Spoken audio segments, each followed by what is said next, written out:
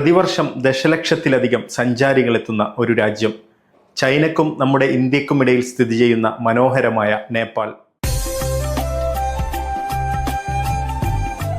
ഇന്ത്യക്കാർക്ക് നേപ്പാൾ മറ്റൊരു രാജ്യമല്ല. മതിയായ രേഖകളുണ്ടെങ്കിൽ എപ്പോൾ വേണമെങ്കിലും പോയി വരാം. ഈയൊരു കാരണം തന്നെയാണ് ഷാർജയിൽ നിന്നും പാസ്പോർട്ട് എടുത്ത് കാഠ്മണ്ഡുവിൻ്റെ കുളിർമയിലേക്ക് വിമാനം കയറാൻ ഞങ്ങളെ പ്രേരിപ്പിച്ചത്. വലിയ മുന്നൊരുക്കങ്ങളില്ലാത്ത തീരുമാനങ്ങളാണ് എപ്പോഴും യാത്രകളായി മാറുന്നത്. രാത്രി 8 മണിക്ക് എയർ അറേബ്യയുടെ വിമാനത്തിലാണ് യാത്ര. ഷാർജയിൽ നിന്ന് 4 മണിക്കൂർ യാത്രയാണ് കാഠ്മണ്ഡുവിലേക്ക്. ഇത്തവണത്തെ യാത്രയിൽ ഒരു പ്രത്യേകത കൂടിയുണ്ട്. ഞാൻ വർക്ക് ചെയ്യുന്ന കമ്പനിയുടെ ചെയർമാനും ഡയറക്ടറും എൻ്റെ കൂടെ യാത്രയിലുണ്ട്. ഒപ്പം മിർഷാദും. അവധിക്കാലമായതിനാൽ വിമാനത്താവളത്തിൽ നല്ല തിരക്കുണ്ട്. ചെക്ക് ഇൻ കൗണ്ടറുകളൊക്കെ സെൽഫ് ചെക്കിനായി മാറിയിട്ടുണ്ട്. എയർപോർട്ട് ലോഞ്ചിലെ ഭക്ഷണവും സന്ധ്യാപ്രാർത്ഥനയും കഴിഞ്ഞ് നേരെ വിമാനത്തിലേക്ക് കയറി. ഒരു സീറ്റ് പോലും കാലിയില്ലാതെ വിമാനത്തിൽ നിറയെ യാത്രക്കാരാണ്.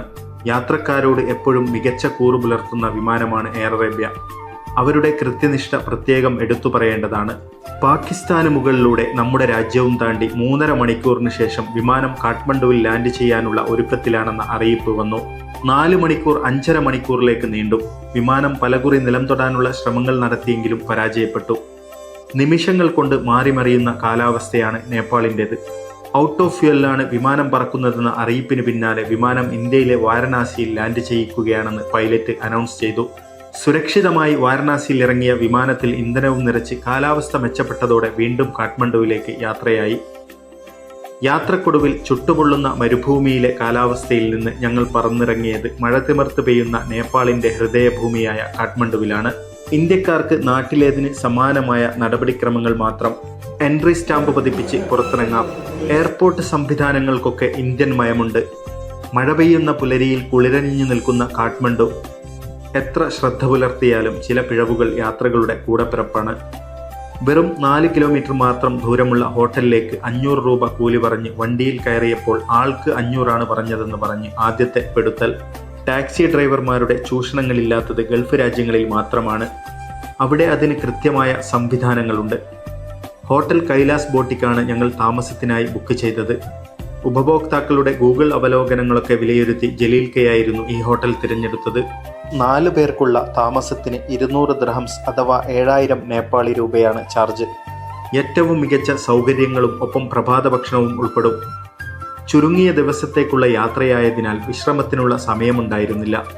അല്പമൊന്ന് മയങ്ങി പ്രാതൽ കഴിച്ച ശേഷം വിനോദങ്ങൾക്കായുള്ള വിവരങ്ങൾക്ക് ഹോട്ടൽ മാനേജരെ സമീപിച്ചു. കാഠ്മണ്ഡുവിൽ നിന്ന് 200 കിലോമീറ്റർ അകലെയുള്ള സഞ്ചാരികളുടെ പറുദീസയായ പൊഖാറയായിരുന്നു ലക്ഷ്യം. ഇവിടത്തേക്കുള്ള ബസ് യാത്ര അത്യന്തം അപകടകരവും ഒപ്പം മനോഹരവുമാണ്. ബസ് ടിക്കറ്റ് ലഭ്യത ആരാഞ്ഞപ്പോൾ കാലാവസ്ഥ പ്രതികൂലമാണെന്നും ഇന്നലത്തെ ബസ് പുഴയിലേക്ക് മറിഞ്ഞ് ബസ്സും 70 യാത്രക്കാരെയും കാണാനില്ലെന്ന് മാനേജർ ഡോൾ സൂചിപ്പിച്ചു. വെള്ളിയാഴ്ച ആയതിനാൽ ജുമാ നമസ്കാരത്തിന് ശേഷം കാഠ്മണ്ഡു ചുറ്റിക്കാണാമെന്ന് തീരുമാനിച്ചു. 95% ഹിന്ദുക്കളുള്ള നേപ്പാളിൻ്റെ തലസ്ഥാന നഗരിയിൽ നിരവധി മുസ്ലിം പള്ളികളുമുണ്ട്. മനോഹരമായ ഖുർആൻ പാരായണത്തിൻ്റെ അകമ്പടിയിൽ ജുമാ നിർവഹിച്ചു. ഹലാൽ ഫുഡ് കിട്ടുന്ന മദീനയും ഹോട്ടൽ ബിസ്മില്ലയും മുസ്ലിം നാമങ്ങളിലുള്ള തെരുവുകളും ഇവിടെ കാണാം. പട്ടണങ്ങളും തെരുവീഥികളും വളരെ വൃത്തിയിൽ സൂക്ഷിച്ചിട്ടുണ്ട്. അലഞ്ഞു തിരിഞ്ഞു നടക്കുന്ന പശുക്കളെയോ മുറുക്കാൻ തുപ്പിച്ചുവപ്പിച്ച ചുമരുകളോ ഇവിടെ കാണാൻ കഴിയില്ല. നാരയന്തിതി പാലസ് മ്യൂസിയവും പശുപതി ടെമ്പിളും സന്ദർശിച്ച് ഞങ്ങൾ ചന്ദ്രഗിരിയിലേക്ക് യാത്ര തിരിച്ചു. കാഠ്മണ്ഡുവിൽ നിന്ന് 1 മണിക്കൂർ യാത്രയാണ് ചന്ദ്രഗിരിയിലേക്ക്. പ്രകൃതി സൗന്ദര്യത്താൽ സമ്പന്നമായ ചന്ദ്രഗിരി കാഠ്മണ്ഡുവിൻ്റെ സുഹൃതമാണ്. റോപ്പ് കാറിൽ 2500ഓളം മീറ്റർ പ്രകൃതിയുടെ മടിത്തട്ടിലൂടെ സഞ്ചരിച്ച് മുകളിലെത്തിയാൽ കാഠ്മണ്ഡുവിൻ്റെ മുഴുവൻ സൗന്ദര്യവും കാണാം.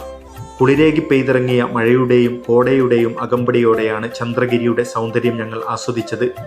എവറസ്റ്റ് കൊടുമുടി ഉൾപ്പെടെ ലോകത്തിലെ ഏറ്റവും ഉയരമേറിയ കൊടുമുടികൾ ഇവിടെയുണ്ട്. പ്രകൃതി സൗന്ദര്യത്താലും മനോഹരമായ ക്ഷേത്രങ്ങളാലും നേപ്പാൾ വളരെയധികം പ്രശസ്തമാണ്. 2 ദിവസങ്ങൾക്കുള്ളിൽ കാഠ്മണ്ഡു സന്ദർശനം പൂർത്തിയാക്കി. പ്രതികൂല കാലാവസ്ഥയെ തുടർന്ന് മാറ്റിവെച്ച പൊഖാറ യാത്രക്കുള്ള ഒരുക്കങ്ങൾ തുടങ്ങി. ബസ് ഒഴിവാക്കി ആകാശമാർഗമാണ് ഞങ്ങൾ തിരഞ്ഞെടുത്തത്. കാഠ്മണ്ഡുവിലെ തലങ്ങും വിലങ്ങും പായുന്ന വിമാനങ്ങളും എയർപോർട്ടിലെ വൻ തിരക്കും നമ്മെ അത്ഭുതപ്പെടുത്തും. നേപ്പാൾ വിമാനാപകട ചരിത്രങ്ങൾ വായിച്ചറിഞ്ഞാണ് ശനിയാഴ്ചയിലെ മേഘാവൃതമായ ആകാശത്തേക്ക് പറന്നുയർന്നത്. ബസ് പൊഖാറയിലേക്ക് 10 മണിക്കൂർ എടുക്കുമ്പോൾ വിമാനം 25 മിനിറ്റിൽ ലാൻഡ് ചെയ്യും. വിമാനത്തിന്റെ വലതുഭാഗത്തിരുന്നാൽ എവറസ്റ്റിന്റെ മനോഹര ദൃശ്യങ്ങൾ കാണാം. അന്താരാഷ്ട്ര വിമാനത്താവളമാണ് പൊഖാറ വിമാനത്താവളം.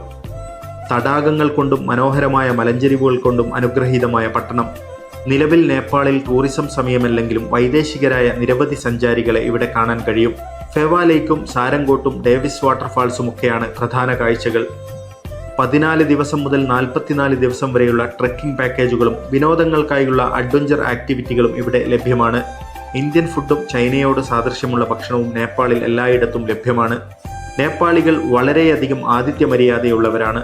സഞ്ചാരികളോടുള്ള അവരുടെ സമീപനം എടുത്തു പറയേണ്ടതാണ്.